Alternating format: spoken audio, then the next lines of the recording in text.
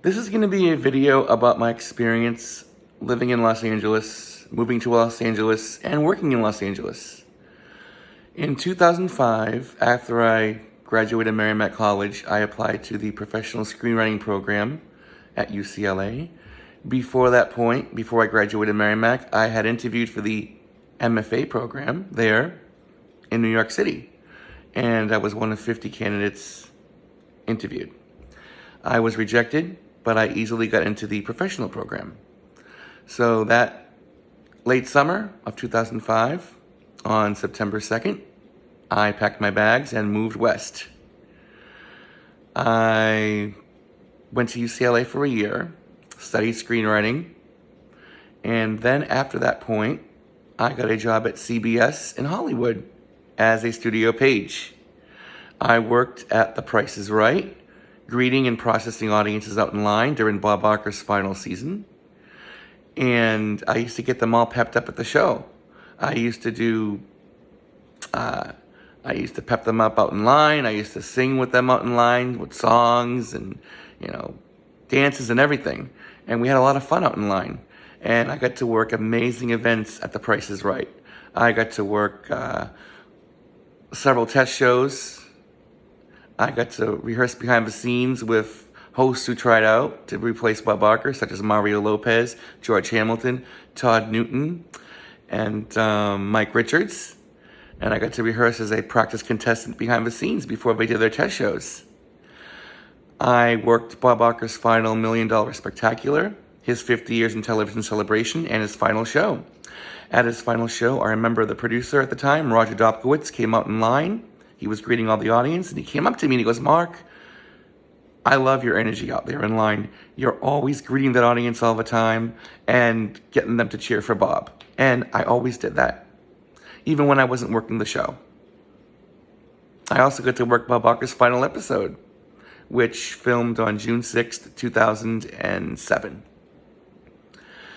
And then after The Price is Right, well, I got to work other shows. I got to page other shows at CBS as well.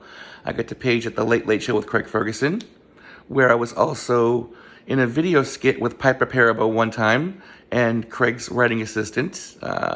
She said he wasn't funny, and I just consoled the assistant, and it didn't make the final cut. And I also worked on American Idol, Dancing with the Stars, and so many other shows that filmed at the time on the lot. There were a good maybe 7 or 8 other shows. Then after that point, I got into doing extra work. I was needed on the series Glee. I was a teacher in the break room in the episode Preggers. And then I was featured on Grey's Anatomy as a hospital staffer. I worked several different episodes of that, mostly during season 8. I got to be on Desperate Housewives as a steel worker. Men of a Certain Age, I was a mechanic.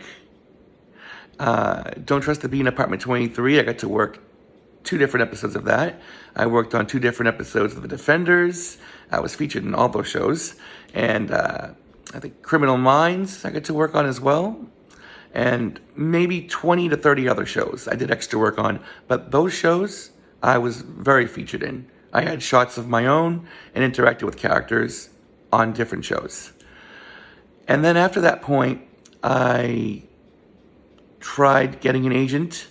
I worked on my acting. I did short films between 2007 and 2012. One-liners here and there, maybe a short couple of scenes here and there. I wrote my first film, Womanizer, which Drew Barrymore's brother, John Blyth Barrymore, directed. I played Casper in that. My part was greatly reduced because he only wanted it at 15 minutes, but it was okay for my first short film. That was okay.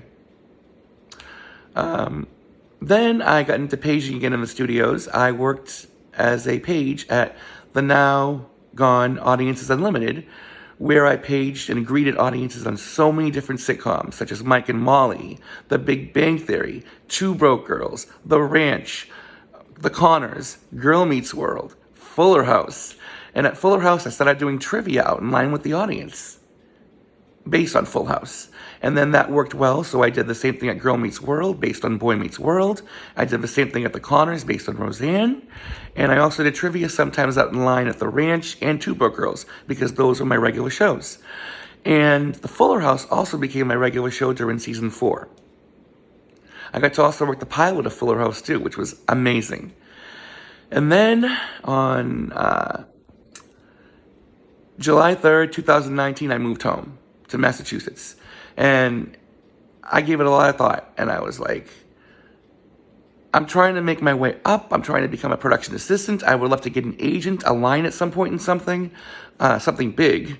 And everything I've done, I could have done, I believe I could have done a lot more. I've been very frank, very honest, very, very honest about my career and about what I've been through in life. And, you know, I try to stay positive in everything I've done. And I have a lot of pride in my work.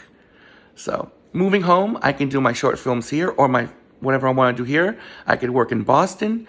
And yeah, and I have lots of great memories to look back on. Because of this coronavirus, a lot of these positions I had are gone now. There are going to be a lot less extras. Pages, who knows if there's going to be an audience again. So everyone associated with the audiences, such as audience pages, PAs, even warm-ups, are going to have it tough. So I feel I got out of LA at the right time. And I'm looking forward to the future and my creations here in Massachusetts.